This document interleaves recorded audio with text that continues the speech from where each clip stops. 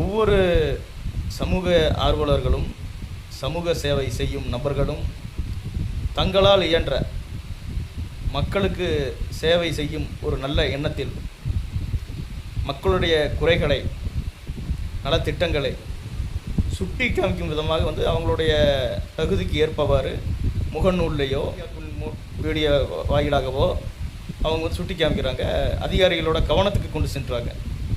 அது தகுந்த நடவடிக்கை எடுக்கப்படும்னு நம்பித்தான் அதை கொண்டு செல்கிறாங்க. அப்போ ஏதோ ஒரு விதத்தில் மக்களுக்கு நல்லது செய்யணும், சேவை செய்யணும்னு போட்டு நல்ல எண்ணத்தில் நானும் அதை செஞ்சுக்கிட்டு தான் இருக்கேன் தொடர்ச்சியாக. ஆனால் எங்கள் மேலே வைக்கப்பட்ட தொடர்ச்சியான அவதூறுகள், பதிவுகள், கருத்துக்கள் என்னென்னா, அவங்களும் ஒரு பொறுப்பில் இருப்பாங்க, ஒரு அதிகாரத்தில் இருப்பாங்க. என்ன சொல்லுவாங்கன்னா, உனக்கு எதுக்குப்பா தேவையில்லாத வேலை, ஏன் இதை பண்ணுற, அரசியல் ஆதாயம் தேடுற அப்படின்னு சொல்கிறாங்க. நான் அரசியல் ஆதாயம்னு சொன்னால் அப்போ நீங்கள் அதை செய்ய மறுக்கிறீங்களே. என்னை போன்ற ஒரு நபர்கள் நல்ல எண்ணத்தில் நாங்கள் பதிவு போடுறோம், எங்களை விமர்சிக்கிறது தான் உங்களுடைய வேலையா? ஏன் அந்த பணியை நீங்கள் செய்யக்கூடாதா? நீங்கள் செய்ய கொடுக்கக்கூடாதா மக்களுக்கு?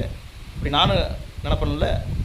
அப்போ ஒவ்வொருத்தரும் இங்கே குறை சொல்கிறதுக்கு தான் வந்திருக்கிறாங்களே தவிர மக்களுக்கு பயன்பாட்டில் அவங்களுக்கு என்ன செய்யலாம், ஏது செய்யலான்ற அந்த ஒரு எண்ணம் இங்கே யாருக்குமே கிடையாது. அதை நான் பார்த்துக்கிட்டு தான் இருக்கிறேன். அதனால் எவ்வளோ பெரிய பின்னடைவு இருந்தாலும் பரவாயில்ல, நம்ம மேலே எவ்வளோ பெரிய கருத்துக்கள் முரண்பாடுகள் வைத்தாலும் பரவாயில்ல, நம்மளுடைய சேவை என்பது செஞ்சுக்கிட்டே இருக்கணும். அதில் துளியளவும் கூட நம்ம சமரசம் இல்லை. அதனால் என்னுடைய பணியை மக்களுக்கு தேவையான நல்ல பணியை நான் எப்போது தொடர்ச்சியாக செஞ்சுக்கிட்டே தான் இருப்பேன். அதனால தான் விமர்சனங்கள் என்பது அதை நம்ம கடந்து போகிறது தான் நம்மளுடைய அவருடைய நன்மதிப்பீடு. நம்மளை விமர்சிப்போம் அந்த நபர் மீது என்ன மதிப்பீடு இருக்குன்னு நம்ம தெரிஞ்சுக்கலாம்.